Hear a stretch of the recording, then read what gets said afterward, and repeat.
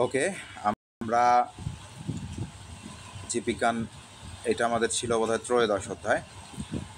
তাইলে ত্রয়োদশ অধ্যায়ের আমরা এর আগে পড়ে ফেলছি। আজকে আমরা খাদ্য জাল থেকে শুরু করব। খাদ্য জাল। তাইলে জালের আগে আমরা একটু দেখি, আমরা পড়ছিলাম হচ্ছে খাদ্য শিকল, তাই না? তাইলে এই যে খাদ্য শিকল বা খাদ্য শৃঙ্খল, এরকম কয়েকটা খাদ্য শিকল খাদ্য শৃঙ্খল মিলে একটা নেটের মতো, জালের মতো স্ট্রাকচার গঠন করে, তাকেই খাদ্য জাল বা ফুড ওয়েব বলে। ইংরেজি নামটা মনে রাখতে হবে, ওয়েব। তাহলে ইংরেজি নামটা জানতে হবে ফুড ওয়েব। আমরা একটু সংজ্ঞাটা দিই, সংজ্ঞাটা আসবে কয়ে। আমরা বললাম যে খাদ্য জাল কিসের সমন্বয়ে গঠিত হয়? খাদ্য শিকলের সমন্বয়ে। তাহলে দেখো, বেশ কয়েকটি খাদ্য শিকল একত্রিত হয়ে জালের মতো গঠন তৈরি করলে সেই গঠনকেই বলা হয় কি? খাদ্য জাল বলা হয়।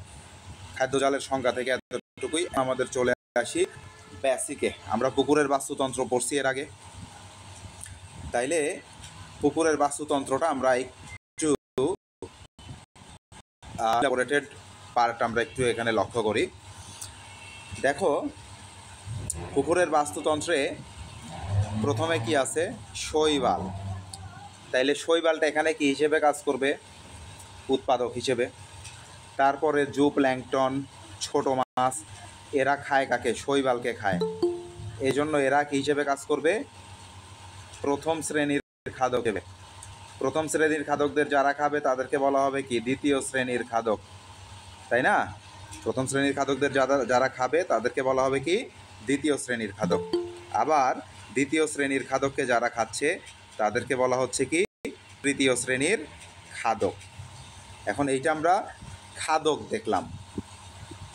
এখন একজন আর একজনকে খাচ্ছে। আমরা এই চিত্রটা যদি একটু ভালো মতো তোমরা লক্ষ্য করো, দেখবা এখানে খাদ্য শিকল কয়টা আছে। দেখো, শৈবাল থেকে শুরু হয়েছে। জুপ্ল্যাঙ্কটন শৈবালকে খাইছে, জুপ্ল্যাঙ্কটনকে খাইছে ছোট মাছ, ছোট মাছকে খাইছে কে? বাজ পাখি। তাইলে দেখো, এইটা একটা খাদ্য শিকল হইল। কই থেকে কই? শৈবাল, জুপ্ল্যাঙ্কটন, আমাদের বড় মাছ, ছোট মাছ বলছি, বড় মাছ হবে এটা, বড় মাছ, বাজ পাখি। তাহলে এইটা একটা খাদ্য শিকল হইল। আবার আর একটা খাদ্য শিকল দেখো, আমরা একটু অন্য কালার নিই, বুঝতে সুবিধা হবে।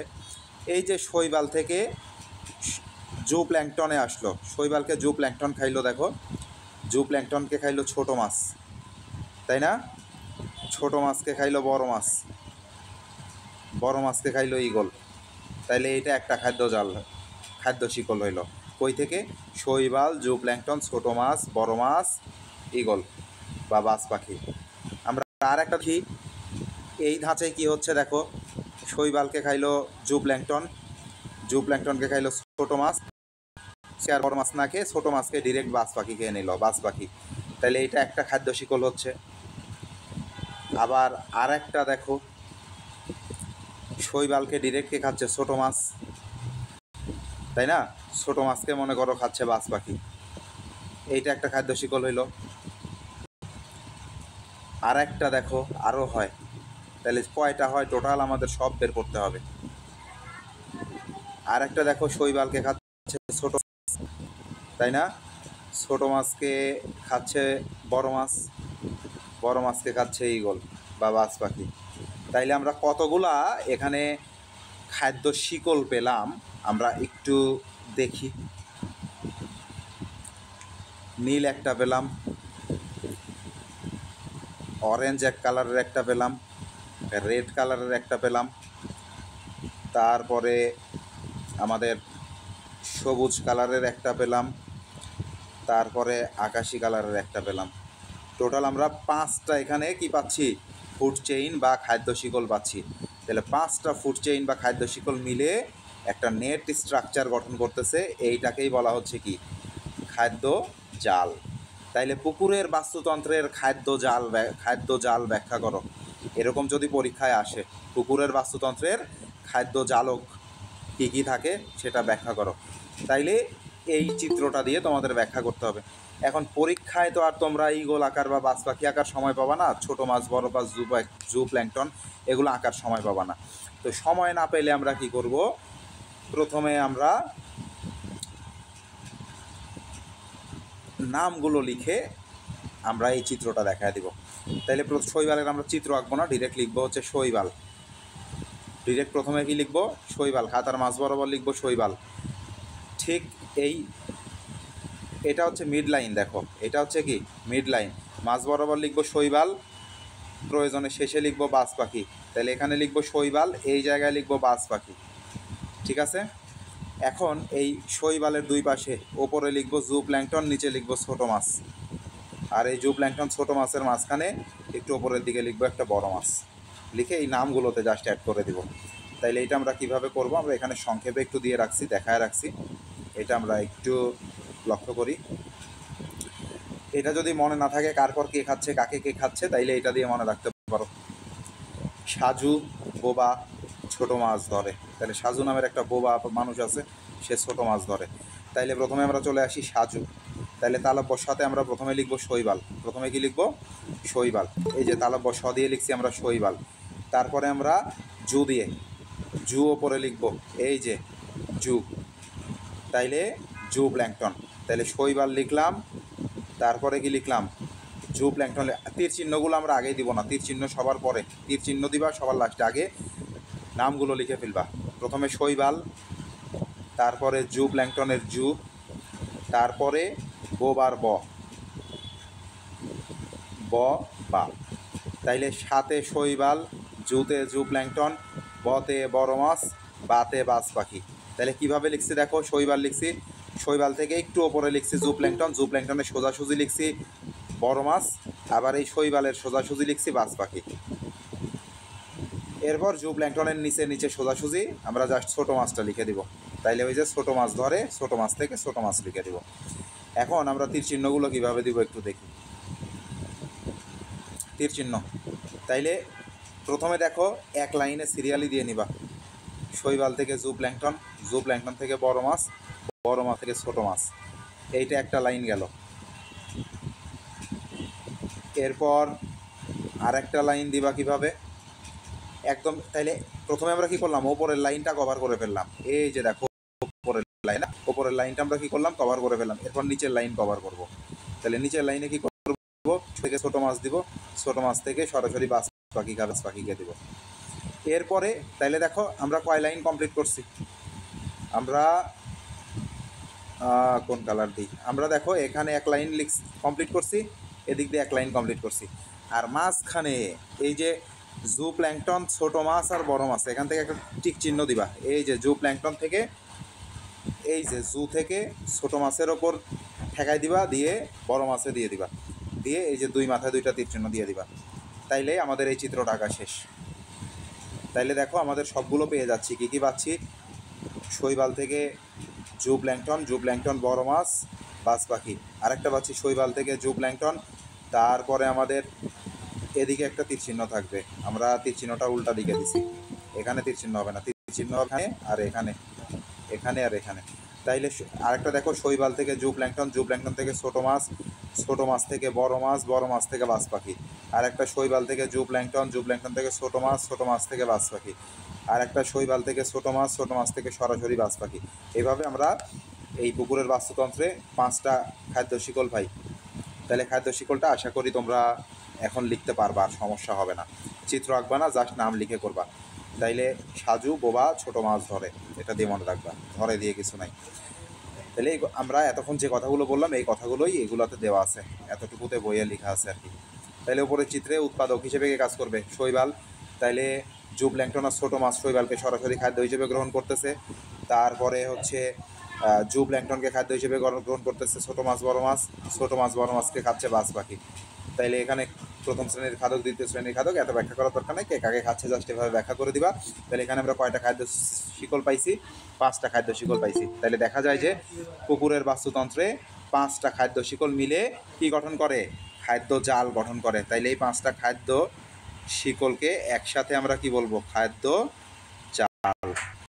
তাইলে 5টা খাদ্য শিকল। দেখো আমরা যেগুলো বলছি ওইগুলাই এখানে পাবা, এখানে রিডিং দিয়ে নিবা, দেখবা যে আমরা যা যা বলছি সেগুলাই এখানে ওই সিরিয়ালি লেখা আছে।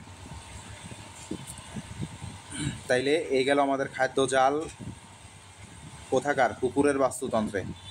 এখন লক্ষ্য করো এইখানে একটা খাদ্য জাল দেওয়া আছে, বনভূমির বাস্তুতন্ত্রের খাদ্য জাল। আচ্ছা, বনভূমিতে যাওয়ার আগে একটা জিনিস আরেকটু আমি ক্লিয়ার করে দিই, এখানে আরেকটা জিনিস ক্লিয়ার করি। দেখো প্রথমে কে ছিল? উৎপাদক, তাই না? উৎপাদক কি করলো? সূর্যালোক থেকে, এটা মনে করো একটা সূর্য, কি সূর্য আঁকলাম এটা? আচ্ছা, তাইলে এইটা হচ্ছে শৈবাল। আর কিরে কি বলিস? তাই নাকি? কই? আচ্ছা দেখতেছি, দাঁড়া। ওকে, দেখি কে কে ঢুকতে পারেনি। ঢুকতে না পারলে তো কই রে, কোনো রিকোয়েস্ট তো দেখি না, রিকোয়েস্ট দিতে বল। কেন ঢুকতে পারে না? হ্যাঁ, ক্লাসের শেষে এভাবে রিকোয়েস্ট দিলে আমি আর জয়েন করাবো না। এমনি 8:30-এ ক্লাস থাকলে 8:15 থেকে তোমাদের বসে থাকা লাগবে রেডি হয়ে। ওই ক্লাসের মধ্যে ডিস্টার্ব করবা, ক্লাসের মধ্যে জয়েন রিকোয়েস্ট দিবা, একজনকে করে জয়েন করবো, 2 মিনিট করে লস হবে, এত সময় নাই। নেক্সট ডে থেকে যেন এরকম না হয়। আর কে জয়েন করতে পারে নাই, রিকোয়েস্ট দিতে বলো।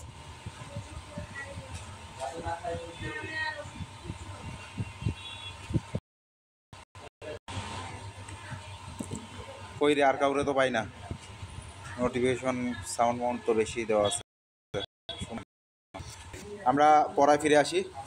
আমাদের শৈবাল, এইটা সূর্য থেকে আলো আসে, তারপরে এইটা কি করে? সালোক সংশ্লেষণ করে। সালোক সংশ্লেষণ প্রক্রিয়ায় শর্করা জাতীয় খাদ্য তৈরি করে। এখন এই খাদ্যের মধ্যে যদি 100% শক্তি, কত পার্সেন্ট? ধরে নাও 100% শক্তি আছে। এই শক্তিটা যখন শৈবালকে প্ল্যাঙ্কটন খাবে তখন কমে যাবে। ধরো যে পার্সেন্টেজ না, আমি জাস্ট তোমাদের বোঝানোর জন্য জানাচ্ছি, বলতেছি। ধরো, আরে প্যারা দিচ্ছে কেন এত?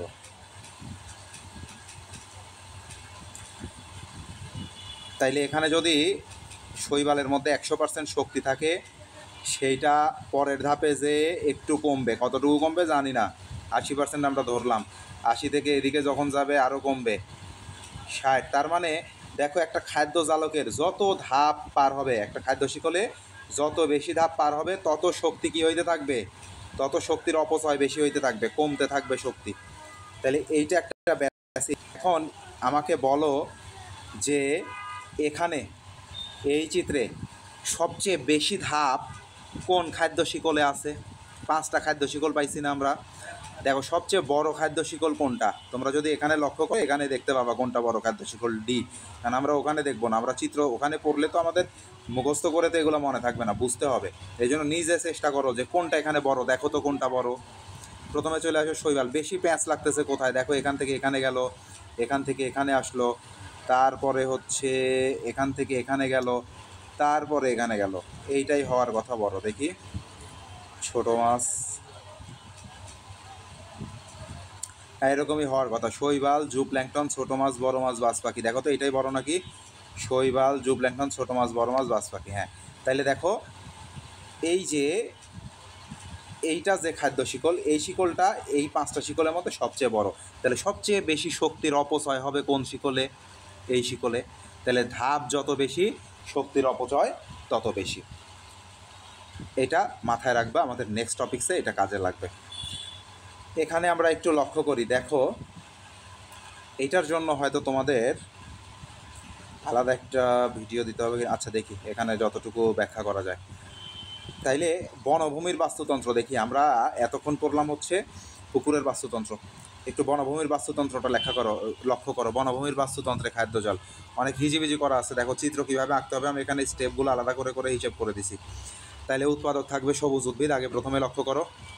তারপরে হচ্ছে প্রথম স্তরের খাদক থাকবে কে? তাহলে প্রথমে আমরা চলে আসি 1 নম্বরে সবুজ উদ্ভিদ আঁকবো। কী আঁকবো? সবুজ উদ্ভিদ। তারপরে আমরা কি আঁকবো? প্রথম স্তরের খাদকদের রাখবো সবুজ উদ্ভিদকে যারা খায়। সবুজ উদ্ভিদকে কে কে খায় দেখো, কীট পতঙ্গ খায়, শামুক খায়, তারপরে খরগোশ খায়, হরিণ খায়। তাহলে সবুজ উদ্ভিদের আশেপাশে কী কী লিখবো দেখে, আগে বড় দুইটাকে এঁকে ফেলবো, এক পাশে খরগোশ আর এক পাশে হরিণ। তাহলে প্রথমে আঁকলাম সবুজ উদ্ভিদ, এক পাশে খরগোশ আঁকলাম সবুজ উদ্ভিদের, আর এক পাশে কী আঁকলাম, হরিণ আঁকলাম। কারণ এই সবুজ উদ্ভিদকে কে খায়, হরিণও খায়, খরগোশও খায়। ঠিক আছে, এর সাথে সাথে সবুজ উদ্ভিদ আর কে খায়, কীট পতঙ্গ আর শামুক। তাহলে এটার পাশাপাশি এই যে আমরা আঁকলাম কি, কীট পতঙ্গ আর শামুক আঁকলাম। এই কয়টা প্রথমে আঁকতে হবে। তাহলে প্রথমে সবুজ উদ্ভিদ আঁকবো, সবুজ উদ্ভিদের ওপরে খরগোশ, নিচে হরিণ। তাহলে এখানে জাস্ট নাম লিখবা, চিত্র আঁকার সময় নাই। খরগোশ আঁকতে গেলে তোমার পরীক্ষা 6 ঘন্টা সময় লাগবে। তাইলে শুধু খরগোশ লিখবা, এখানে খরগোশ, নিচে লিখবা হরিণ। তারপরে কীট পতঙ্গ এগুলো আঁকতে পারবা, এগুলো আঁকবা। তাইলে একটা মৌমাছি এঁকে দিবা, একটা শামুক এঁকে দিবা। তাইলে আমরা প্রথমে সবুজ উদ্ভিদ আঁকলাম, ওপরে খরগোশ দিলাম, নিচে হরিণ দিলাম এবং সামনে দিলাম কীট পতঙ্গ শামুক। আমাদের প্রথম ধাপ আঁকা শেষ। তাইলে আমরা এটা কি চিত্র এঁকে প্র্যাকটিস করাইতে হবে তোমাদের, না স্টেপ দেখায় দিলে বাসায় প্র্যাকটিস করতে পারবে? এখানে তো আঁকানোর কিছু নাই। যেগুলো লিখতে বলতেছি লিখবা, ভিডিও দেখবা, প্রয়োজনে ভিডিও আমাদের পেজে আপলোড থাকবে, ভিডিও পজ করে করে ভিডিও শুনবা এবং আঁকবা, একে একে প্র্যাকটিস করবা। তাইলে প্রথমে আমরা কি আঁকতে বলছি, একটা সবুজ উদ্ভিদ আঁকতে বলছি। সবুজ উদ্ভিদ উৎপাদক হিসেবে কাজ করবে, উৎপাদককে খাবে, ওপরে খরগোশ, নিচে হরিণ আর সামনে হচ্ছে শামুক। প্রথম ধাপে এই কয়টা চিত্র আমরা আঁকবো। এরপর দ্বিতীয় স্তরের খাদকদের আমরা আঁকবো। এরপর কাদের আঁকবো, দ্বিতীয় স্তরের খাদকদের। দ্বিতীয় স্তরের খাদক কি দেখো, কীট পতঙ্গকে কে খায়, কীট পতঙ্গ শামুক এগুলাকে খায় ব্যাঙ। কে খায়, ব্যাঙ। আর খরগোশ হরিণ এদেরকে কে খায়, মানুষ আর বাঘ। তাইলে এখানে ব্যাঙ দ্বিতীয় স্তরের খাদক, খরগোশ হরিণকে মানুষ খায়, বাঘ খায়, এই জন্য মানুষ বাঘ এরা দ্বিতীয় স্তরের খাদক। আর ওই যে কীট পতঙ্গ শামুক এদেরকে গুইসাপও খায়, গুইসাপও তাইলে কি হবে, দ্বিতীয় স্তরের খাদক। তাইলে প্রথম স্টেপে আমরা কি কি আঁকছি, সবুজ উদ্ভিদ আঁকছি, ওপরে আঁকছি খরগোশ, নিচে আঁকছি হরিণ। ওপরে আঁকছি খরগোশ, নিচে আঁকছি হরিণ আর সামনে আঁকছি কীট পতঙ্গ শামুক। দ্বিতীয় ধাপে আঁকবো ব্যাঙ, গুইসাপ, মানুষ, বাঘ। তাইলে ব্যাঙ কাদের খাবে, কীট পতঙ্গ শামুক এদের খাবে। তাহলে এদের সামনে আমরা আঁকলাম কাকে, ব্যাঙকে। ব্যাঙের ওপরে আঁকলাম মানুষকে, ব্যাঙের ওপরে আঁকবো মানুষকে, ব্যাঙের নিচে আঁকবা বাঘকে। বাঘকে এখানে দিয়ে দিবা, প্রয়োজনে এই টানটা আমরা বড় দিব, ওপর নিচ করে আঁকলে সুবিধা হয়। তাহলে ব্যাঙের ওপরে আঁকবা কাকে, ব্যাঙের ওপরে রাখবা মানুষ, নিচে রাখবা কে, বাঘ। ওপরে মানুষ রাখলা, নিচে বাঘ রাখলা। তাইলে মানুষ বাঘ আর কে ছিল দ্বিতীয় ধাপের, গুইসাপ। তাহলে মানুষের পাশে একটু গুইসাপটা এঁকে দিবা। তাইলে যে মানুষ আর গুইসাপ পাশাপাশি আঁকবো, নিচে আঁকবো কি, আমরা আঁকবো হচ্ছে বাঘ। ঠিক আছে, দ্বিতীয় স্তরের খাদক আঁকা শেষ। এখন তৃতীয় স্তরের খাদকে চলে আসি। ব্যাঙকে খায় কে, ব্যাঙ খায় সাপ, তাই না? তাইলে ব্যাঙকে খায় সাপ, ব্যাঙকে খায় ময়ূর, তারপরে বাঘ মনে করো ব্যাঙ খায়, মানুষ খায়, গুইসাপ খায়, সব খায়। তার মানে বাঘ দেখো আমাদের দ্বিতীয় স্তরের খাদক হিসেবে কাজ করবে, তৃতীয় স্তরের খাদক হিসেবে কাজ করবে। যেহেতু আমরা বাঘ এঁকে ফেলছি তার মানে আমরা আর রাখবো না। ঠিক আছে, তাহলে আমাদের রাখি সাপ, ময়ূর। তাহলে ব্যাঙের সামনে আমরা একটা ময়ূরের লিখে দিব, সাপের সামনে একটা ময়ূর লিখে দিব। এই হচ্ছে আমাদের বনভূমির বাস্তুতন্ত্র। বুঝাইতে পারছি? তাইলে আমরা একটু সংক্ষেপে আমরা একটু ট্রাই করে দেখি, কোথায় ট্রাই করব, চিত্র জায়গা কই পাইরে, এই পাশে একটু দেখি। প্রথমে আমরা কি আঁকলাম, আর এখানেও তো দাগানো আছে, ফাঁকা জায়গা একটা আমরা খুঁজে দেখি একটু। এটা তোমাদের কিভাবে ভিজুয়ালাইজ করবা এইটা আমরা একটু দেখি। ওকে, কি রে, সবই তো লেখা।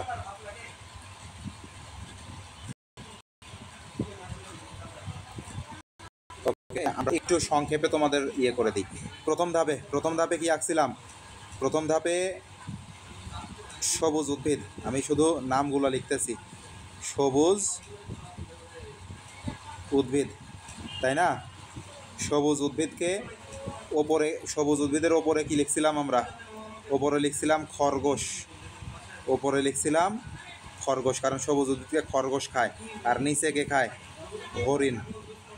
তাইলে খরগোশ আর হচ্ছে কি হরিণ আঁকলাম আমরা। তাইলে সবুজ উদ্ভিদ উৎপাদক, খরগোশ হরিণ প্রথম শ্রেণীর খাদক। সবুজ উদ্ভিদকে আর কে খায়, আর কে খায়? কীট পতঙ্গ। এখানে মনে করো যে একটা মৌমাছি এঁকে দিলা, মনে করো এটা একটা মৌমাছি ধরে নাও, তাহলে মৌমাছি আঁকলা, কীট পতঙ্গ, এখানে একটা শামুক এঁকে দিলা। শামুক কেমনে যে আঁকে রে? আর এরকম করে দিয়ে দিবি একটা কমার মতো, মাঝখানে এরকম প্যাঁচ দিয়ে দিবি কিছু, তাইলে শামুক হয়ে যাবে। ঠিক আছে, তাইলে এটা হচ্ছে শামুক কীট পতঙ্গ। তাহলে সবুজ উদ্ভিদ আঁকলাম আমরা, উপরে আঁকলাম খরগোশ, নিচে আঁকলাম হরিণ, সামনে আঁকলাম শামুক কীট পতঙ্গ। তাইলে এরা তিনটা, খরগোশ, খরগোশ, শামুক কীট পতঙ্গ, হরিণ, এরা প্রথম স্তরের খাদক। এখন এদের খাবে কে? খরগোশকে খায় কে? খরগোশকে খায় মানুষ, খরগোশকে খায় মানুষ। আর কে খায়? হরিণকে খায় বাঘ, হরিণকে খায় বাঘ। তাহলে একদম ওপরে আঁকলাম মানুষ, ওই বরাবর নিচে আঁকলাম বাঘ, আর মাঝখানে কীটপতঙ্গকে খায় কে? কীটপতঙ্গকে খায় হচ্ছে ব্যাঙ, কীটপতঙ্গকে খায় হচ্ছে ব্যাঙ। আমরা এই বরাবর ব্যাঙ লিখলাম। তীর চিহ্ন কিন্তু আমরা এখনো দিই নাই, তীর চিহ্ন আমরা পরে দিব। ঠিক আছে, মানুষ, ব্যাঙ, বাঘ। এরপরে ব্যাঙকে খায় কে? ব্যাঙের সামনে থাকবে সাপ, ব্যাঙকে খায়, সাপকে খায় কে? সাপকে খায় হচ্ছে ময়ূর। এখন আবার কে ইয়ে দিচ্ছিস রে? দিচ্ছে কে? তাইলে এই হচ্ছে আমাদের স্টেপগুলা। আগে আমাদের স্টেপ লিখতে হবে। কোনোটা বাদ গেছে রে? গুইসাপ বাদ গেছে। তাইলে যে মানুষের পাশে আমরা লিখছিলাম গুইসাপ, তাইলে গুসা, তাইলে গুইসাপ ছিল এখানে। এখন এইটা হচ্ছে আমাদের বেসিক, এতটুকু তো আশা করি তোমরা এই স্টেপগুলো তো লিখতে পারবা। তাহলে প্রথমে সবুজ উদ্ভিদ, সবুজ উদ্ভিদের ওপরে খরগোশ, নিচে হরিণ, আর হচ্ছে সোজাসুজি মাঝখানে হচ্ছে কীটপতঙ্গ শামুক, শামুককে খায় ব্যাঙ, ব্যাঙকে খায় সাপ, সাপকে খায় ময়ূর। এখন হরিণকে খায় বাঘ, খরগোশকে খায় মানুষ, আর এই পাশে একটা গুই সাপ দিয়ে দিবা আর কি।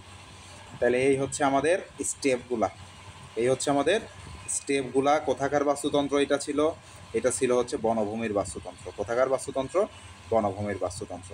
এখন আমাকে বলো এখানে, আচ্ছা এটা একটু ক্লিয়ার করতে হবে রে।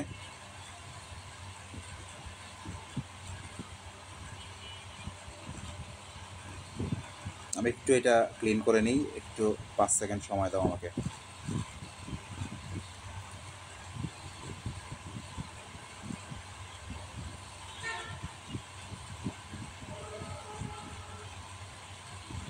এখন মোস্ট ইম্পর্টেন্টলি আমরা তীর চিহ্ন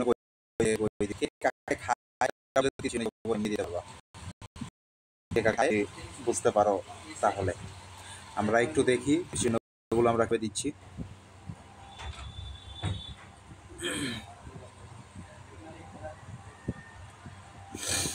প্রথমে আমরা চলে আসি, দেখো আমরা এটা কোন কালার দিলে দেখা যাবে রে? এখানে নীল কালারই দিই। দেখো সবুজ উদ্ভিদ থেকে খাচ্ছে খরগোশ, তার মানে কি দেখো তীর চিহ্নটা কিন্তু আমি খরগোশের দিকে দিছি, নট সবুজ উদ্ভিদের দিকে। কারণ কি, এটা আমাদের বাস্তুতন্ত্রে কি পড়তেছি আমরা? খাদ্য জাল। খাদ্য কার ভেতর থেকে কার ভেতরে যাচ্ছে, বা খাদ্য শিকল বা শক্তি জাল। তাইলে খাদ্য বা শক্তি কার ভেতর থেকে কার ভেতরে যাচ্ছে এটা দেখাইতে হবে। তাহলে সবুজ উদ্ভিদ থেকে গেল খরগোশে, খরগোশ থেকে মানুষ, তাহলে মানুষ যে উচ্ছিষ্টাংশ ফেলে ওখান থেকে গুইসাপও পায়, ময়ূরও খাইতে পারে, তাই না? তাইলে মানুষ থেকে গুইসাপেও দিব আমরা। আচ্ছা ময়ূরে দিতে হবে না, ময়ূরটা শুধু সাপ খাবে। তাইলে দেখো প্রথমে আমরা সবুজ উদ্ভিদে খরগোশ, খরগোশ থেকে মানুষ, মানুষ থেকে ডিরেক্ট চলে আসবো বাঘে, মানুষ থেকে ডিরেক্ট প্যাঁচ দিয়ে চলে আসবো বাঘে। এখন এই প্যাঁচের মাঝখানে জাস্ট দুইটা জিনিস দিয়ে দেবো, একটা গুইসাপ, একটা আমাদের হচ্ছে ময়ূর। ময়ূরটা অবশ্য সাপ থেকে দিতে হবে, সাপ থেকে। তাইলে প্রথম স্টেপে আমরা খরগোশ পর্যন্ত দিলাম, মানুষ পর্যন্ত দিলাম, বাঘ পর্যন্ত দিলাম। বাঘ পর্যন্ত আসলাম ওপর দিক থেকে, নিচের দিক থেকে হরিণ, বাঘ। তাহলে ওপর দিক থেকেও আমরা বাঘ পর্যন্ত চলে আসব, নিচের দিক থেকেও বাঘ পর্যন্ত চলে আসব। বাঘ পর্যন্ত আসার পরে মানুষের এই জায়গা থেকে জাস্ট একটা গুইসাপে দিয়ে দিব, আর ময়ূরটা আমরা পরে দিব। তাইলে আমরা ওপরের স্ট্রাকচার শেষ, নিচের স্ট্রাকচার শেষ। এখন আমরা মাঝখানেরটা দিব। মাঝখানে সবুজ উদ্ভিদ কীটপতঙ্গ খাচ্ছে, কীটপতঙ্গতে দিলাম। তারপর ব্যাঙ খাচ্ছে কীটপতঙ্গকে, ব্যাঙে দিলাম। ব্যাঙকে সাপ খাচ্ছে, সাপকে দিলাম। সাপ থেকে ময়ূর খাচ্ছে, ময়ূরে দিলাম। এই যে এইটা হচ্ছে মিডিলের। তাহলে ওপরে একটা লাইন সার্কেল করে বাঘ পর্যন্ত আসবে, নিচ থেকেও সার্কেল করে কী পর্যন্ত আসবে, বাঘ পর্যন্ত আসবে। আর মিডিল দিয়ে সবুজ উদ্ভিদ থেকে কীটপতঙ্গ, কীটপতঙ্গ ব্যাঙ, ব্যাঙ থেকে সাপ, সাপ থেকে ময়ূর, এতটুকু যাবে। তাহলে এতটুকু হচ্ছে আমাদের বেসিক সাইকেল। অ্যান্ড এর ভেতরে আরও অনেক কাহিনী আছে। ভেতরের কাহিনীগুলো আমরা এখন দেখব। ভেতরে কই থেকে কই দিব, ভেতরে আমরা কই থেকে কই দিব। দেখো, ভেতরে দিব হচ্ছে প্রথমে, এর বাইরে মানুষ কাকে কাকে খায় দেখি। হরিণের গোশ খায় মানুষ। মানুষ কি করে? হরিণের গোশ খায়। যে হরিণ থেকে টান দিলাম, হরিণ থেকে মানুষে একটা টান দিলাম। এখন সাপ যে ছিল আমাদের মিডিলে দিলাম। মিডিলে কি দিছিলাম? সবুজ উদ্ভিদ থেকে কীটপতঙ্গ, কীটপতঙ্গ থেকে ব্যাঙ, ব্যাঙ থেকে সাপ। এই যে সাপ, সাপ খায় ব্যাঙও, শামুকও। এই জন্য ব্যাঙ থেকেও একটা টান যাবে, শামুক থেকেও একটা টান যাবে। ঠিক আছে?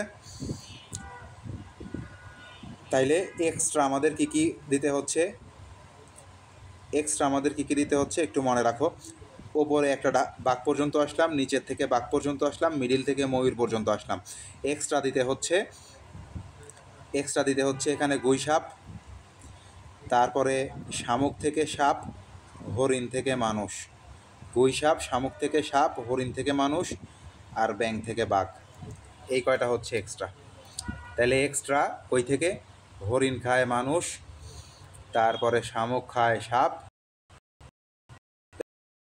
এখানে এই চারটা হচ্ছে এক্সট্রা দিতে হচ্ছে। এই চারটা আলাদা করে মনে রাখবা। তাইলে আমরা কিভাবে খুব সংক্ষেপে ইয়েটা করতে পারি, আঁকতে পারি। আমরা আমাদের চিত্রে চলে যাই, ওই জায়গাটা দেখায় দিই।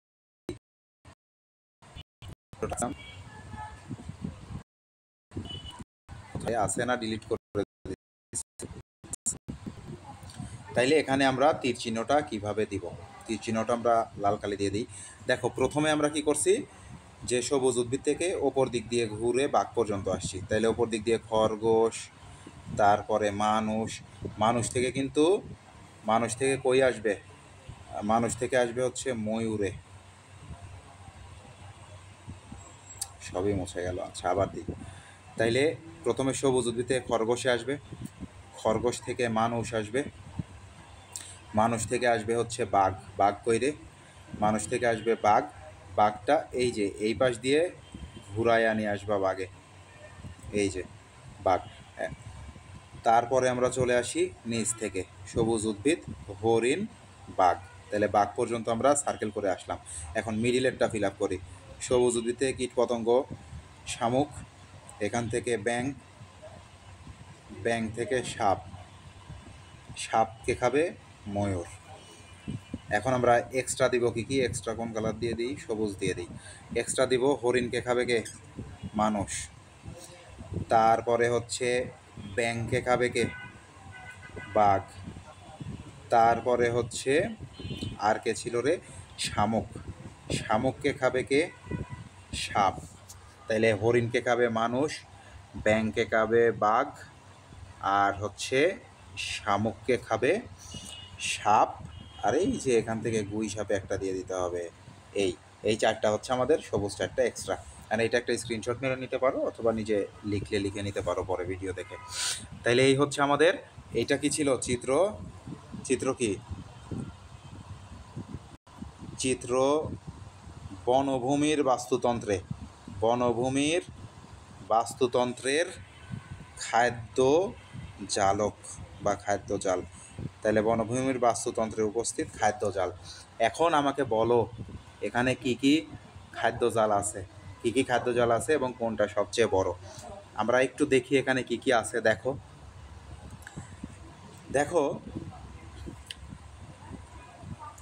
এইটা একটা সাইকেল, তাই না? তাইলে এখানে একটা হইতে পারে সবুজ উদ্ভিদ খরগোশ খাচ্ছে, খরগোশ খাচ্ছে মানুষ, মানুষ পর্যন্তই শেষ, মানুষকে আর কেউ খাচ্ছে না। তাহলে সবুজ উদ্ভিদ, খরগোশ, মানুষ। এই পর্যন্ত একটা হইতে পারে। আর একটা হইতে পারে সবুজ উদ্ভিদ, কীটপতঙ্গ, ব্যাঙ, সাপ, ময়ূর। আর একটা হইতে পারে সবুজ উদ্ভিদ, খরগোশ, মানুষ, বাঘ। আর একটা হইতে পারে সবুজ উদ্ভিদ, হরিণ, বাঘ। আর একটা হইতে পারে সবুজ উদ্ভিদ, হরিণ, মানুষ। আবার হইতে পারে সবুজ উদ্ভিদ, হরিণ, মানুষ, মানুষকে মনে করো খাইলো বাঘ, এরকমও হইতে পারে। যাই হোক, এটা আমাদের ইম্পর্টেন্ট না, এটা নিজেদের মতো করে নিজেরা যতটুকু ব্যাখ্যা করা যায় করতে হবে আর কি। আমরা একটু এখানে আমাদের ইয়েটা কি দেখাইছে, খাদ্য জাল কি কি আছে জানে নাই, দেখায় নাই। তাইলে আমরা যদি এখানে একটু লক্ষ্য করি, এইভাবেই আমরা দিতে পারি, যেহেতু এটা একটা সাইক্লিক্যাল স্ট্রাকচার। তাইলে বনভূমির খাদ্য জাল, তাইলে সবুজ উদ্ভিদ থেকে আমরা দেখাইতে পারি একটা খাদ্য জাল, সবুজ উদ্ভিদ থেকে খরগোশ, তাইলে খরগোশ থেকে মানুষ, মানুষকে তৃতীয় শ্রেণী হিসেবে রেখে আমরা শেষ করতে পারি। আর একটা দেখো আরও অনেক হইতে পারে, খরগোশকেও তো বাঘ খাইতে পারে, তাই না? সেক্ষেত্রে সবুজ উদ্ভিদ, খরগোশ, বাঘ এরকমও হইতে পারে, সবুজ উদ্ভিদ, খরগোশ, মানুষ এরকমও হইতে পারে, সবুজ উদ্ভিদ, কীটপতঙ্গ, ব্যাঙ, সাপ, ময়ূর হইতে পারে। তারপরে ময়ূরকে মনে করো বাঘ খাইলো, তখন আবার কি হবে? সবুজ উদ্ভিদ, কীটপতঙ্গ, ব্যাঙ, সাপ, ময়ূর, বাঘ, তাই না? আবার সবুজ উদ্ভিদকে হরিণ খাইলো, সবুজ উদ্ভিদ, হরিণ, বাঘ। আবার সবুজ উদ্ভিদকে হরিণ খাইলো, হরিণকে মানুষ খাইলো, তাহলে সবুজ উদ্ভিদ, হরিণ, মানুষ, এইভাবে চলতে থাকবে। তাইলে আমাদের আশা করি খাদ্য জাল সম্পর্কে কারো কোনো সমস্যা থাকার কথা না। আমরা চলে আসি বাস্তুতন্ত্রের পুষ্টি প্রবাহ। বলেছিলাম যে এই টপিকসগুলো সবগুলো একটা আরেকটার সাথে ইন্টারকানেক্টেড, ইন্টারলিঙ্কড। তাইলে দেখো, এই যে খাদ্য জাল, খাদ্য শিকল এবং এখানে পুষ্টির প্রবাহ, আমরা বললাম যে পুষ্টি প্রথমে যদি 100% থাকে, পরের ধাপে একটু কমে, তারপরে ধাপে আরও কমে, তারপর ধাপে আরও কমে। তার মানে একটা খাদ্য শিকলে যত ধাপ বাড়তে থাকবে, পুষ্টির প্রবাহ তত কমতে থাকবে, তার মানে পুষ্টির অপচয় বেশি হইতে থাকবে। তাহলে বাস্তুতন্ত্রে পুষ্টি প্রবাহ এখানে কিছু দাগায় দেওয়া আছে, এগুলা রিডিং দিবা ভাই, এগুলা রিডিং দিয়ে নিবা। তাইলে পুষ্টি দ্রব্যের চক্রাকারে প্রবাহিত হওয়ার প্রক্রিয়াটিকেই বলা হয় কি? পুষ্টি প্রবাহ। তাইলে এই যে পুষ্টি প্রবাহের সংজ্ঞা, আসলে এটা না দিয়ে এটা দিবা, আমি যেটা লিখে দিছি এইটা। তাহলে বাস্তুতন্ত্রে পুষ্টিদ্রব্য কই থেকে কই যায়? উৎপাদক থেকে খাদকে যায়, খাদক থেকে বিয়োজক, আবার বিয়োজক থেকে মাটির মাধ্যমে পুনরায় উৎপাদকে চলে আসে। তাহলে বাস্তুতন্ত্রে পুষ্টিদ্রব্যের উৎপাদক, খাদক, বিয়োজক হয়ে পুনরায় উৎপাদকের মাধ্যমে চক্রাকারে প্রবাহিত হওয়ার প্রক্রিয়াকে কি বলা হয়? পুষ্টি প্রবাহ বলা হয়। যদি খুব কঠিন মনে হয় এখন এইটা মুখস্থ করতে, যদি ডায়রিয়া হয়ে যায়, সেক্ষেত্রে এটা দিতে পারো, দিলেও 1 মার্ক পাবা আর কি। আমরা পরের পৃষ্ঠায় চলে আসি, পুষ্টি প্রবাহ। তাহলে পুষ্টি দ্রব্য প্রবাহ এবং শক্তি প্রবাহের সংক্ষিপ্ত চিত্র একটা দেওয়া আছে এখানে। তাইলে চিত্রটা আমরা একটু লক্ষ্য করি। দেখো, সকল শক্তির উৎস হচ্ছে সূর্য। সূর্যের আলো থেকে উৎপাদক কী করতেছে? সালোকসংশ্লেষণ প্রক্রিয়ায় খাদ্য তৈরি করতেছে। সালোকসংশ্লেষণ প্রক্রিয়ায় খাদ্য তৈরি হলো। তাহলে এই যে সূর্য থেকে শক্তিটা যে আসলো উৎপাদকের মাধ্যমে, উৎপাদকের ভেতরে, এটা কোন প্রক্রিয়া আসলো? বিকিরণ প্রক্রিয়ায়। রশ্মি বিকিরিত হয়ে গাছের পাতায় পড়ে, গাছের পাতা তখন ওই সূর্য আলো মাটি থেকে শেকড় দিয়ে গাছের পাতায় আসা পানি এবং কার্বন ডাই অক্সাইডের সমন্বয়ে কি করে? সালোক সংশ্লেষণ করে। সালোক সংশ্লেষণে খাদ্য উৎপন্ন হইল। কী ধরনের খাদ্য? উৎপাদক কী ধরনের খাদ্য উৎপন্ন করে? শর্করা জাতীয় খাদ্য। কী ধরনের খাদ্য? তাহলে সালোক সংশ্লেষণ প্রক্রিয়া কী ধরনের খাদ্য উৎপন্ন হয়? শর্করা জাতীয় খাদ্য উৎপন্ন হয়। এখন এই যে সূর্যের যে শক্তিটা ছিল, এই শক্তিটা এখন কার মধ্যে বলো তো? এই শর্করা জাতীয় খাদ্যের মধ্যে। উৎপাদক এই শক্তিটাকে ব্যবহার করে। তাহলে দেখো, সৌর শক্তিকে কার মধ্যে দিয়ে দিছে? খাদ্যের মধ্যে দিয়ে দিছে। তার মানে এই সালোক সংশ্লেষণ প্রক্রিয়ায় সৌরশক্তি কোন শক্তিতে রূপান্তরিত হয় রে? সৌরশক্তি, তার মানে সূর্যের শক্তি, সৌরশক্তি রূপান্তরিত হয় হচ্ছে খাদ্যের মধ্যে যখন যায়, তখন সেটাকে বলা হয় রাসায়নিক শক্তি। কি বলা হয়? রাসায়নিক শক্তি। তাহলে সৌরশক্তি রাসায়নিক শক্তিতে কনভার্ট হয়। এখন এই যে উৎপাদকের মধ্যে যে রাসায়নিক শক্তিটা আছে, এখন এই উৎপাদককে যারা খাবে, তাদের মধ্যেই এই শক্তিটা কি হয়ে যাবে? এই শক্তি বলো, পুষ্টি বলো, এই পুষ্টি বা শক্তিটা তাদের মধ্যে ট্রান্সফার হবে। এখন উৎপাদকের এই যে শর্করার ভেতরে যে শক্তিটা থাকলো, এই শক্তিটা কোথায় কোথায় খরচ হয়? দেখো, উৎপাদককে প্রথমে খায় কে? তৃণভোজীরা। তার মানে তৃণ মানে কি? গাছ, লতা পাতা, ঘাস, এগুলা। তাহলে এগুলা যেসব প্রাণী খায় তাদের মধ্যে গেল। তাহলে উৎপাদক থেকে গেল কাদের মধ্যে? তৃণভোজীদের মধ্যে, তৃণভোজী প্রাণীদের মধ্যে। তৃণভোজী প্রাণীদের আবার কারা খায়? মাংসাশী প্রাণীরা খায়। তাহলে প্রথম ধাপে উৎপাদক তৃণভোজী প্রাণী, মাংসাশী প্রাণী, এতটুকু গেল। তাহলে উৎপাদকে যতটুকু শক্তি ছিল, তৃণভোজী ওই ঘাসগুলা বা গাছগুলাকে হরিণ খাইলো, মনে করো তৃণভোজী ছাগল খাইলো, তাদের দেহে এই শক্তিটা কি হয়ে গেল? উৎপাদক থেকে ট্রান্সফার হয়ে গেল। তারপর তৃণভোজী ওই ছাগলকে আমরা মানুষ খাইলাম, তাহলে ছাগল থেকে এই শক্তিটা আমাদের দেহে আসলো। তাহলে আমাদের দেহে যে শক্তিটা আসতেছে এটা মূলত কই থেকে আসলো? দেখো, এই যে উৎপাদক থেকে ট্রান্সফার হইতে হইতে আসতেছে, তাই না? এখন এই যে মাংসাশী প্রাণী, মানুষ ছাগল খাইলো, ছাগলের অ্যানথ্রাক্স রোগ ছিল, মানুষ খায়া মরে গেল। এখন মনে করো মরে গেলে মানুষেরকে কবর দেওয়া হলো, এখন ওখানে থাকবে কে? কবরে কে থাকবে? বিএফ। তাহলে ব্যাকটেরিয়া আর ফাঙ্গাস, এরা হচ্ছে কি? বিয়োজক। তাহলে এই বিয়োজকরা তাহলে আমাদের দেহটাকে আবার মাটির সাথে মিশে দিল। তাহলে মাটি তখন কি হিসেবে কাজ করবে? আমাদের দেহে যত পুষ্টি ছিল সব কোথায় মিশে গেল? মাটিতে মিশে গেল। মাটি আবার পুষ্টি ভাণ্ডার হিসেবে কাজ করতেছে। ওই মাটিতে আবার গাছ লাগানো আছে, সেই গাছ আবার মাটি থেকে এই পুষ্টি গ্রহণ করলো। তাহলে এই পুষ্টি, মাটি থেকে গৃহীত পুষ্টি, আবার সূর্যালোক, আবার শর্করা জাতীয় খাদ্য তৈরি করলো, আবার এইভাবে চলতে থাকলো। এখন এইটা হচ্ছে বেসিক সাইকেল। সূর্য থেকে আসলো উৎপাদকে, উৎপাদক থেকে তৃণভোজী, তৃণভোজী থেকে মাংসাশী থেকে বিএফ, বিএফ থেকে পুষ্টি ভাণ্ডার, পুষ্টি ভাণ্ডার থেকে আবার উৎপাদক। এখন এই সাইকেলটা বেসিক সাইকেল। এই বেসিক সাইকেলের বাইরে প্রত্যেকটা প্রাণীর এবং উদ্ভিদের শ্বসন হয়। শ্বসন মানে কি? শ্বাস প্রশ্বাস যে আমরা চালাই, মানুষ কী করে? অক্সিজেন গ্রহণ করে, কার্বন ডাইঅক্সাইড ত্যাগ করে, এই ঘটনাটাকে বলা হয় শ্বসন। এটা নট শোষণ, এটা কিন্তু শ্বসন। শ্বসন আর শোষণ দুইটা এক করা যাবে না। পরীক্ষায় আবার এইটা লিখো না, তাহলে সহকার মূর্ধন্য স মূর্ধন্য, এইটা লিখো না, এটা লিখলে জিরো। এইটা মানে চুষে খাওয়া। শোষণ মানে গ্রহণ করা, চুষে খাওয়া। আর এই শ্বসন মানে হচ্ছে কার্বন ডাইঅক্সাইড এবং অক্সিজেন যে আদান প্রদান, এইটা। তাইলে শ্বসন সবার মধ্যে ঘরে। এখন আমাদের এই শ্বাস প্রশ্বাস নিতে গেলে একটা শক্তির অপচয় হয়। শক্তির কি হয়? অপচয় হয়। এটাকে বলা হয় হচ্ছে শক্তি ক্ষয়। এটাকে কি বলা হয়? শক্তি ক্ষয়। তাহলে শ্বসনে উদ্ভিদ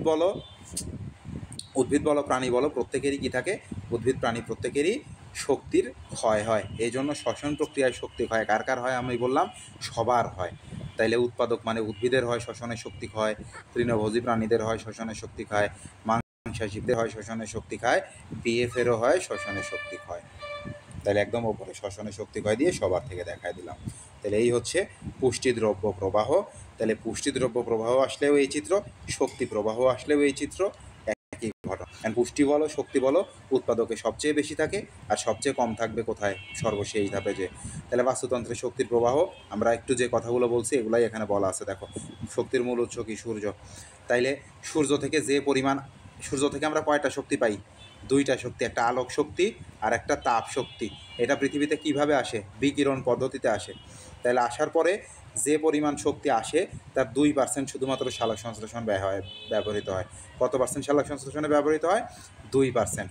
ঠিক আছে, বাকি 98% পরিবেশে আবার বিকিরণ হয়ে তারপরে তোমার হচ্ছে শোষণ হয়ে ফিরে আসে আর কি। তাইলে এইটা খুব ইম্পর্টেন্ট। এই অধ্যায় থেকে একটা এমসিকিউ আসলে এটা দিয়ে এমসিকিউ আসবে যে সূর্যালোকের সর্বমোট শক্তির কত পার্সেন্ট সালোক সংশ্লেষণে ব্যয় হয়, বা উদ্ভিদ কত পার্সেন্ট ব্যবহার করে। তাইলে উদ্ভিদ ব্যবহার করে সালোক সংশ্লেষণের প্রক্রিয়ায় কী খাদ্য তৈরি করলো? শর্করা জাতীয় খাদ্য তৈরি করলো। শর্করা জাতীয় খাদ্যে আগে ছিল সূর্যালোক, কী ছিল? আলো আর তাপ শক্তি। তাহলে এখানে আলোক শক্তি এবং তাপ শক্তি খাদ্যের ভেতর চলে গেল। খাদ্যের ভেতর যখন চলে যাবে তখন সেটাকে আমরা কী বলবো? রাসায়নিক শক্তি। তাহলে খাদ্যের ভেতর কী হিসেবে মজুদ থাকলো? সূর্যের আলো এবং তাপ শক্তি রাসায়নিক শক্তি হিসেবে মজুদ থাকলো। ঠিক আছে, এখন এই রাসায়নিক শক্তি বিভিন্ন খাদ্য স্তরে খাদ্য শিকলের মাধ্যমে পৌঁছাবে। শেষে কোথায় যাবে? বিয়োজকের কাছে যাবে। বিয়োজকের মাধ্যমে সকল শক্তি আবার কোথায় চলে আসবে? পরিবেশে ফিরে আসবে। আলটিমেটলি সকল শক্তি কোথায় আসে? পরিবেশেই ফিরে আসে। একটা কথা বলা হয়, শক্তি হচ্ছে অবিনশ্বর। শক্তিকে নতুনভাবে সৃষ্টি করা যায় না, ধ্বংসও করা যায় না। পৃথিবীর সৃষ্টি লগ্নে যে পরিমাণ শক্তি ছিল, পৃথিবী ধ্বংসের সময়ও সেই পরিমাণ শক্তি থাকবে। শক্তি শুধু এক রূপ থেকে অন্য রূপে পরিবর্তিত হয়। একটু লক্ষ্য করো, সূর্যালোক থেকে কত পার্সেন্ট আসে? মনে করো 100% আসলো, 100%-এর মধ্যে 2% কোথায় ব্যয় হলো? সালোক সংশ্লেষণে ব্যয় হলো। বাকি 98% কই যায়? বাকি 98% বিভিন্নভাবে পরিবেশে ফিরে যায়। ঠিক আছে, পাতায় পরে পাতা ভেদ করে কিছু অংশ মাটিতে চলে যায়, তাহলে মাটি ওইটাকে শোষণ করে নেয়। আবার কিছু অংশ পাতায় পরে রিফ্লেক্ট হয়ে পরিবেশে ফিরে আসে। কিছু অংশ গাছে পড়ার পর আমাদের চোখের ভেতর চলে আসে, আমরা ওইটাকে দেখতে পাই। আমাদের মাধ্যমে আবার কি থাকলো? এটা পরিবেশে দেখো কোনো শক্তি নষ্ট হয় না আলটিমেটলি। রূপ থেকে অন্য রূপে জাস্ট পরিবর্তিত হয়, এইটাই। তাইলে এখন এই যে কে কাকে খাচ্ছে এই ব্যাখ্যাটা এখানে দেওয়া আছে দেখো। তাহলে তৃণভোজী প্রাণীরা বাস্তুতন্ত্রের প্রথম স্তরের খাদ্যকেরা সবুজ উদ্ভিদের লতাপাতা খেয়ে বাঁচবে। তাই তখন এই রাসায়নিক শক্তিটা সবুজ উদ্ভিদ থেকে কোথায় যাবে? তাহলে প্রথম স্তরের খাদকদের মধ্যে যাবে। তারপরে মাংসাশী প্রাণীরা প্রথম স্তরের তৃণভোজীদের খাবে, তখন এই রাসায়নিক শক্তি তৃণভোজী প্রাণী থেকে কোথায় আসবে? মাংসাশী প্রাণীতে আসবে। তাহলে যারা প্রথম স্তরের খাদকদের খেয়ে বাঁচে তারাই দ্বিতীয় স্তরের খাদক। ওকে, তাইলে রাসায়নিক শক্তি দ্বিতীয় স্তরের খাদকদের মধ্যে গেল, তারপর হচ্ছে তৃতীয় স্তরের খাদকদের মধ্যে যাবে, আর তারপর আরও উচ্চতর স্তরে যাবে, এইভাবে সর্বোচ্চ স্তরের খাদকদের মধ্যে পৌঁছাবে।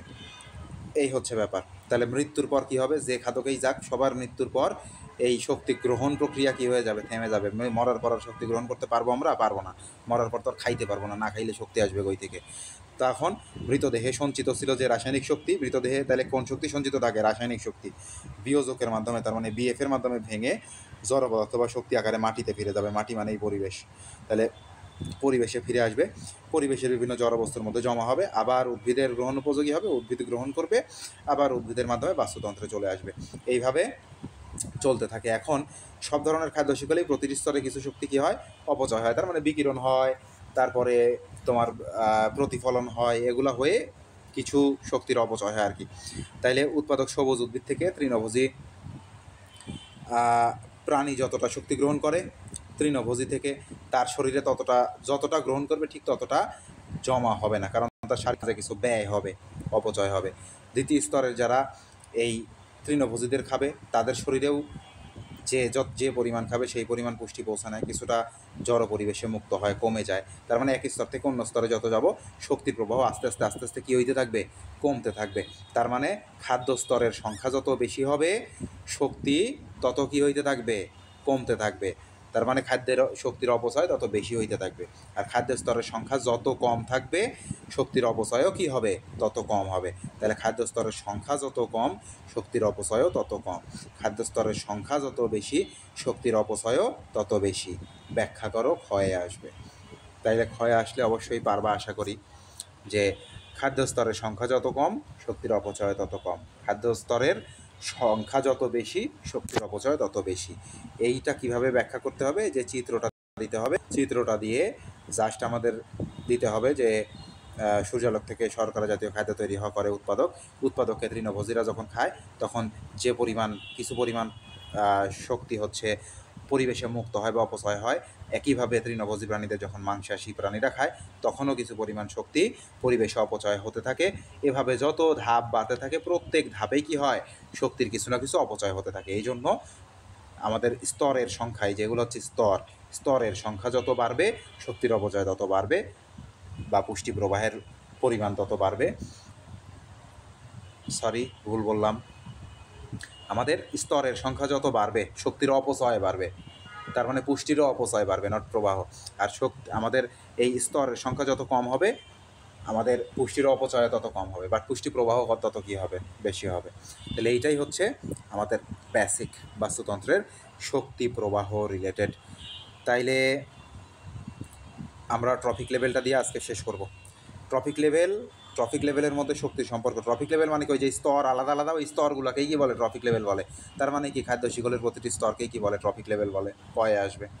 তাহলে উৎপাদক একটা ট্রফিক লেভেল, প্রথম স্তরের খাদক একটা ট্রফিক লেভেল, তারপরে দ্বিতীয় স্তরের খাদক একটা ট্রফিক লেভেল, তৃতীয় স্তরের খাদক একটা ট্রফিক লেভেল, বিয়োজক একটা চূড়ান্ত স্তরের খাদক ট্রফিক লেভেল, বিএফ বা বিয়োজক ট্রফিক লেভেল, সবাই ট্রফিক লেভেল, এক একটা আলাদা আলাদা ট্রফিক লেভেল। ঠিক আছে? তারপরে তাইলে দেখো প্রথম trophic level, first trophic level কে? ফার্স্ট ট্রফিক লেভেল হচ্ছে উৎপাদক। তাইলে প্রথম স্তরের খাদক কোন ট্রফিক লেভেল পড়বে? এখানে প্রথম দেখেই আবার 1 নাম্বার দিয়ে দিও না। প্রথম স্তরের খাদক এই জন্য কোন ট্রফিক লেভেলে যাবে? দ্বিতীয় ট্রফিক লেভেলে।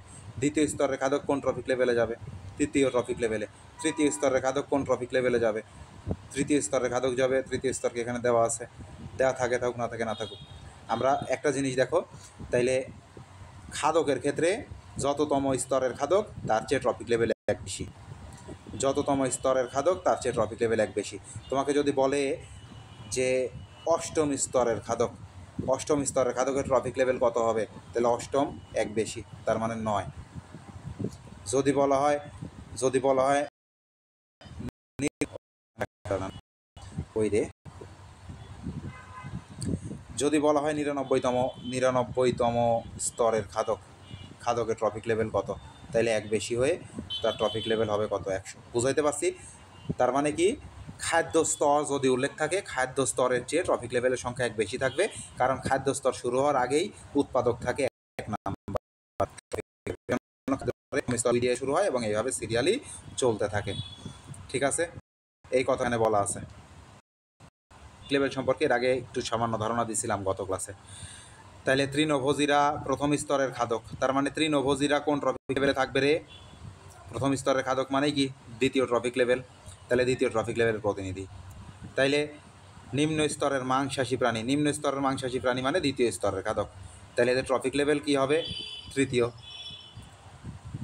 তাইলে এই তো, তাইলে এটা তো পারবা আশা করি। তাইলে সর্বনিম্ন ট্রফিক লেভেল কার রে? উৎপাদকের। সর্বনিম্ন ট্রফিক লেভেল কার? উৎপাদকের। তাহলে এটা বুঝলে আর এগুলা মুখস্থ করার কোনো দরকার আছে রে? কোনো দরকার নাই। তাহলে সর্বনিম্ন ট্রফিক লেভেলকে উৎপাদক কই থেকে শক্তি নেয়? সূর্য থেকে শক্তি নেয়। তাইলে প্রত্যেক ট্রফিক লেভেলে কি হয়? শক্তির কিছুটা অপচয় হয়, তার মানে তাপ হিসেবে বেরিয়ে যায়। এজন্য দেখা যায় যে উৎপাদকে যে পরিমাণ শক্তি সূর্য থেকে সংগ্রহ করে, দ্বিতীয় ট্রফিক লেভেলে এসে কিছুটা কমে, তৃতীয় ট্রফিক লেভেলে এসে আরেকটু কমে, চতুর্থ ট্রফিক লেভেলে এসে আরও কমে, এইভাবে কমতে থাকে। তাইলে যে কোনো বাস্তুতন্ত্রে কোনো একটা ট্রফিক লেভেলে যতটুকু শক্তি থাকে তার 10% উপরে ট্রফিক লেভেলে সঞ্চারিত হতে পারে। এটা এমসিকিউ এর জন্য খুবই ইম্পর্টেন্ট, স্টার করে রাখো। যে কোনো বাস্তুতন্ত্রে কোনো একটি ট্রফিক লেভেলে যতটুকু শক্তি থাকে তার প্রায় 10% ঠিক ওপরের ট্রফিক লেভেলে সঞ্চারিত হতে পারে। ওপরের ট্রফিক লেভেল মানে পরের ট্রফিক লেভেল।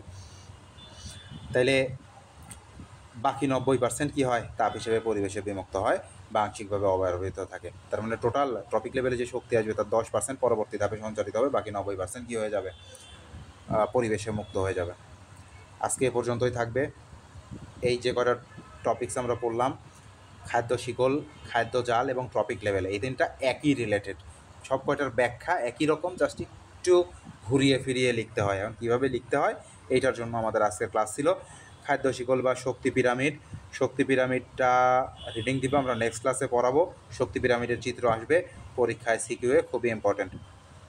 বইটা অবশ্যই দাগায় নিবা। তাইলে কালকে নেক্সট ক্লাসে আমাদের শক্তির পিরামিড চলবে, জীব বৈচিত্র্য, বায়োডাইভার্সিটি, এগুলা নিজে নিজে পড়তে হবে। কিছু জিনিস হোমওয়ার্ক দিয়ে দিব, এগুলা পরে যেগুলো বোঝানোর মতো সেগুলা বোঝাবো। সবচেয়ে ইম্পর্টেন্ট, এইটা খুবই ইম্পর্টেন্ট, এখান থেকে পরীক্ষায় প্রশ্ন একটা থাকবেই, মিউচুয়ালিজম, কমেন্সালিজম। নেক্সট ক্লাসে আমরা মিউচুয়ালিজম, কমেন্সালিজম পড়বো এবং শক্তি পিরামিড পড়বো। বাকিগুলো হোমওয়ার্ক রিডিং থাকবে, কীভাবে পড়তে হবে এটা অবশ্যই দেখায় দেবো। আজকের ক্লাস থেকে কারো কোনো প্রশ্ন আছে কিনা বলো? আজকে এ পর্যন্তই।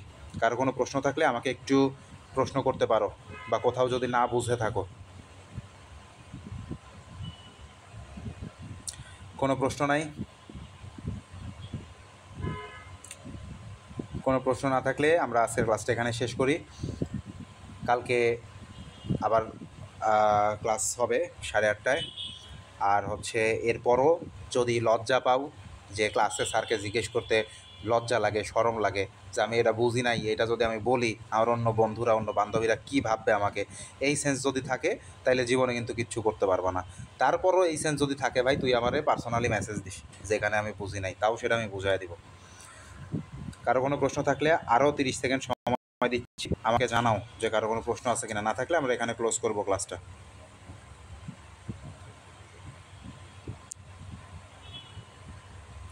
ওকে, ধরে নিলাম কারো কোনো প্রশ্ন নাই।